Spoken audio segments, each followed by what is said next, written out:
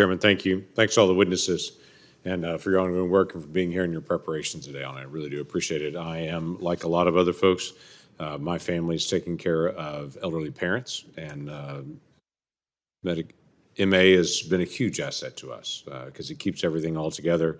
We're able to help manage all that and to be able to go through the options on it. So I'm one of many folks that are grateful for it, but also have questions on how it actually operates and how things actually work. The medical loss ratio piece about this and the gift cards that we've already talked about and such, where that actually gets listed and how plans actually file that as medical expenses gets a little iffy in the process. Are there specific things that you could share that you would say we can solve some of this by just not allowing the gaming of the system of how they define these gift cards and things and what they apply for, to be able to make sure people are actually focused in on the healthcare side of things rather than on the free cash side of things? Is that a definitional issue that we need to resolve? And I'm fine with anyone who wants to take that on. I would say I appreciate you pointing out there, right, there technically is a limit on what is supposed to be spent for on administrative costs. But I think this is where I'd say that more transparency, to your point, perhaps a better definition on what are administrative costs, what truly are benefit costs, could be very helpful. And then anytime you require that transparency, making sure there are enough audits to verify that folks are completing as intended and not getting creative with how they complete the forms. Okay. Any other suggestions on what that definition could or should be? Thank you for the question. I think about this as really a combination of health and financial expenses.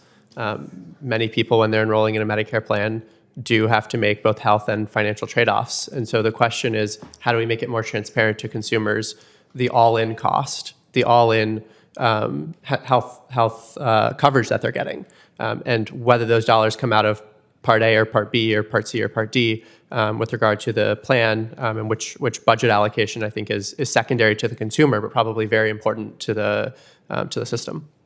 Okay. I want to drill down a little bit more on what Senator Cortez Masto was talking about, the advertising. We've got advertising is one thing, things that are coming in online or on the television. It's another issue when I've got seniors that literally every single day get a call. Day after day, they're getting calls on it. That is, they're furious about it, obviously. But again, this is a business that's trying to be able to reach out to potential customers. We also have that we want to be able to maintain the options and the awareness of it. How do we strike a balance on that? Because my seniors are sick of all the calls coming in on it. If I may, our seniors are sick of it too. Yeah. When we are at public events, they approach us afterward with their phone saying, how do I make it stop? And we ask them, they're on the do not call list. That's not enough. And Ohio also is home to, I think, over 250,000 independent agents that want to do right by their consumers. And that's not where these calls are generated from. It's often the lead agencies and these third parties. And I believe if the plans were held accountable for the actions of those middlemen, those entities, it might curb some of those calls. Okay. What would that accountability look like? I think punishments for the plans, whether it impacts their star rating on the Medicare tool or financial penalties, that would be determined up above. Okay. Let me follow up another question on this. Medicare Advantage, and this takes a little bit off topic on this, but the issue with some of my rural hospitals especially, they're getting more and more frustrated with the denials that happen. Just an automatic, it's going to be denied. So trying to get the pre-authorization in process so that they're not going to have denials, or to be able to have a predictability in the process. What we're seeing is literally in my state, we have some hospitals now that just won't take Medicare Advantage, period. They just cut everybody off and said we can't do it because we can't afford the constant chasing for all the denials. So that is exactly the opposite of what we want to be able to create here. What are you hearing on that, and what are alternatives that you would see? Yeah, so I appreciate the question in particular. We serve a very rural population, and our goal is always to partner. I mean, we're part of an integrated health system, so I think that really helps us in thinking about the provider's perspective. when it comes to a variety of issues, including prior authorization, as you mentioned.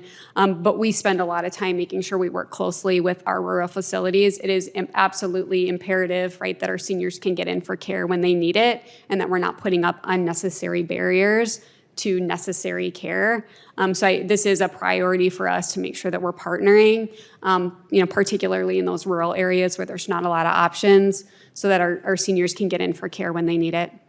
Okay, thank you.